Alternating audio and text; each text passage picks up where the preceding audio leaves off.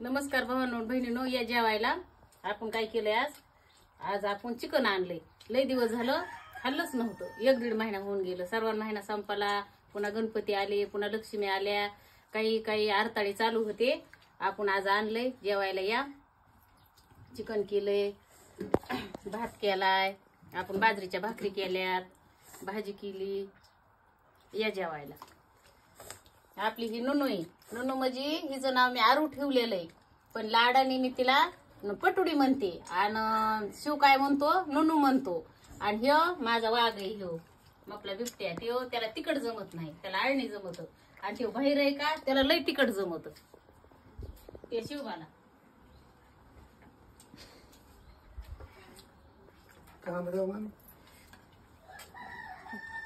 भाजी घा ना अजून, भाजी घरातले मोठी.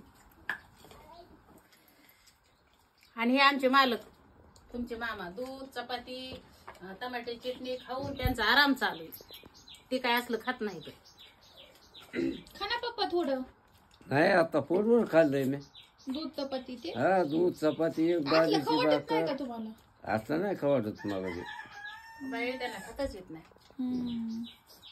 टमाट्याची चटणी केली, त्यांना बाजरीची भाकर केली, एक चपाती केली, ती दूध जेवली, आपले झोपले.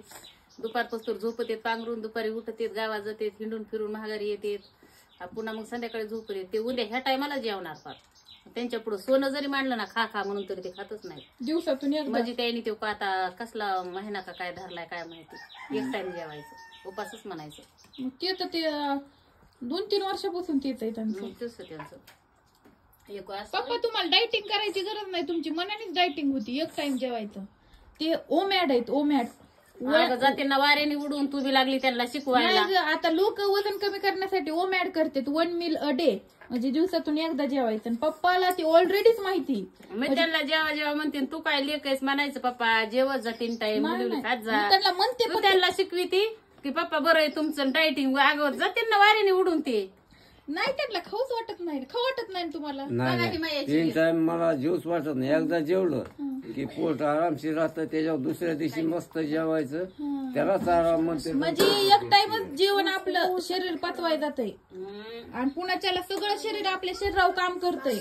मधल्या मशिनरी नीट करायला खाय ना. आणि बापाला शिकवी ती ते बाहेर टाक, शिव टाक तिकडे बाहेर. हात धुपण.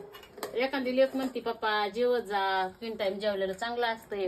चांगलं असतंय, पण आता मलाच एका टाइम येते पप्पा. नाही तू याय नका बाई एका टाइम. आम्हाला नको शिकवू तसलं. तू नको शिकू, पण आता पप्पा ऑलरेडी मला पप्पाचं शिकायचंय. पप्पाचा आदर्श घ्यायचाय ग. तुम्ही शिका, तुम्हाला काम कमी येतं. मला लय काम आहे. मी नाही केलं होतं पडल पाटकुणी खाली नाही खाल्ल्यावर. मला लय काम करावं लागते. तुझा तेवढा वाघ सांभाळावा लागतोय.